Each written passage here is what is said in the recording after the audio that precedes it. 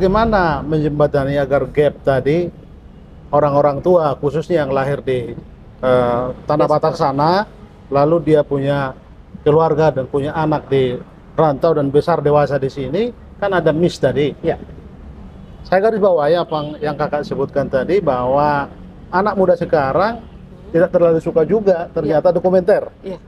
Bagaimana kita memanfaatkan digital ini era digital, ada media film misalnya, tapi film yang harus bisa merogoh juga. Karena kita lihat justru TikTok yang lebih disukai gitu. Apa yang bisa kita lakukan era digital ini untuk membangun pemahaman budaya itu ya pelan-pelan agar mereka juga mengerti kita tidak boleh meninggalkan budaya kita. Sekarang gini, kita kan tahu nih, sekarang sosial media ada banyak macamnya. Kita lihat kekuatan setiap sosial media itu mana yang bisa kita pakai. Contoh, salah satu narasumber pertanyaan saya tadi namanya Putra Siboru ya masalahnya. Kalau lihat TikToknya, dia tuh memberikan informasi wawasan tentang budaya Batak dengan cara dia kepada Gen Z gitu.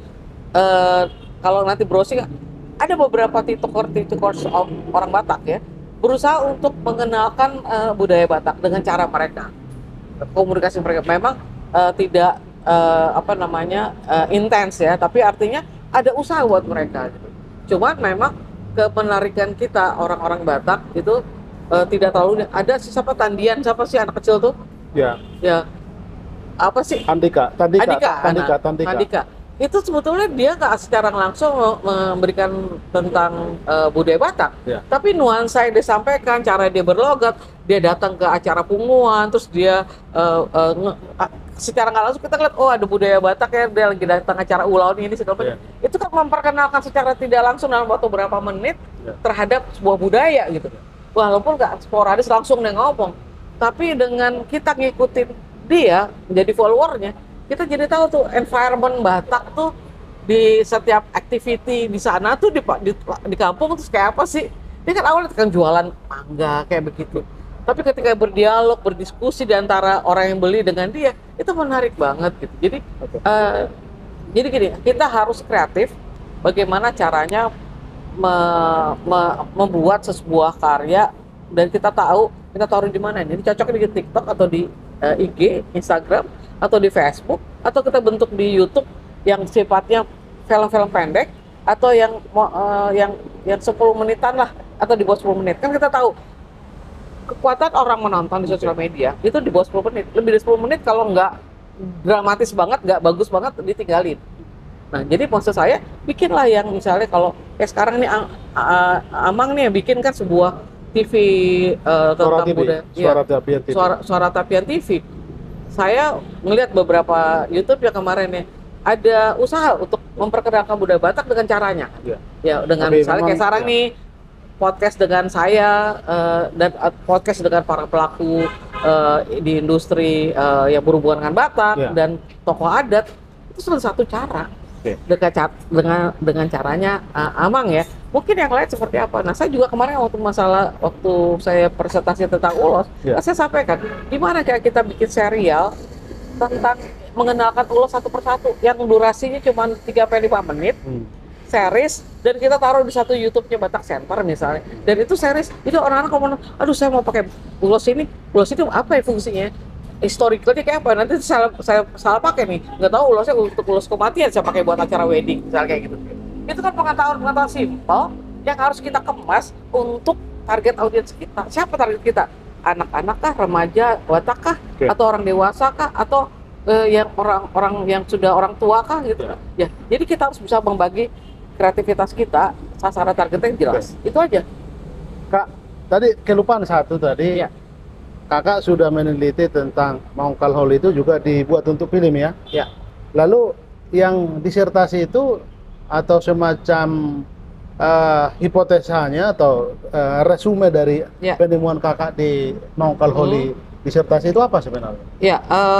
Jadi waktu penelitian saya ini adalah sebetulnya meneliti tentang bagaimana saya bacain sini supaya saya nggak salah ya.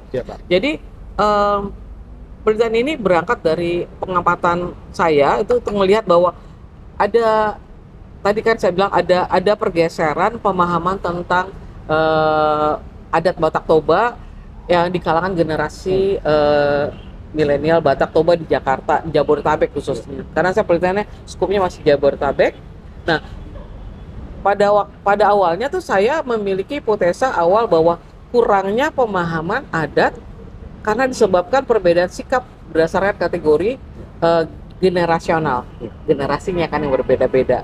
Nah, untuk melihat adanya reduksi tersebut, saya menemukan bahwa ada ritual Makal Hol ini yang dapat digunakan sebagai pintu masuk untuk melihat bagaimana konstruksi adat Batak Toba itu didefinisikan oleh diaspora Batak Toba di Jabodetabek.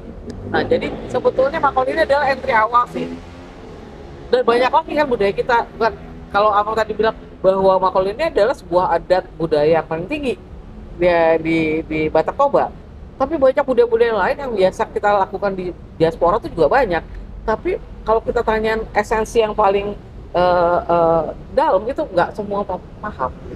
Nah, jadi misalnya ritual ini bisa dibilang bahwa sangat kompleks. Makal ini sangat kompleks karena membutuhkan koordinasi kan untuk marga dan ada lintas daerah. Misalnya saudara-saudara kita satu opung ada di Jawa dan segala macam, kan kita harus berkoordinasi untuk melakukan ini kan nggak sendiri-sendiri. Harus satu marga, musyawarah dan kita bicarakan gitu. Nah, jadi menariknya adalah bahwa sebagai adat tertinggi ini Makal Hol itu dilihat oleh saya tuh sebagai satu hal yang representatif untuk melihat identitas Batak Toba diaspora Jabodetabek. Jadi itu yang saya menarik. Jadi belum mendalam. Jujur bahwa penelitian ini harus berkeberlanjutan. Karena saya masih di Jabodetabek. Diaspora itu kan daerah luas. Kita 33 daerah, belum di tanah Batak sendiri. Orang Batak yang artinya dia aslinya misalnya di Medan, tapi dia punya kampung di Tarutuk, dianggap diaspora juga kan? Walaupun masih daerah Tapanuli juga. Tapi kan dia tinggalnya gedenya di daerah yang berbeda gitu. Gitu. Baik Kak, terima kasih atas kesempatan waktu yang sudah diberikan untuk Suara Tapian TV. Terima kasih juga. Semoga Tapian TV menjadi berkat bagi banyak orang, terutama masalah budaya Batak.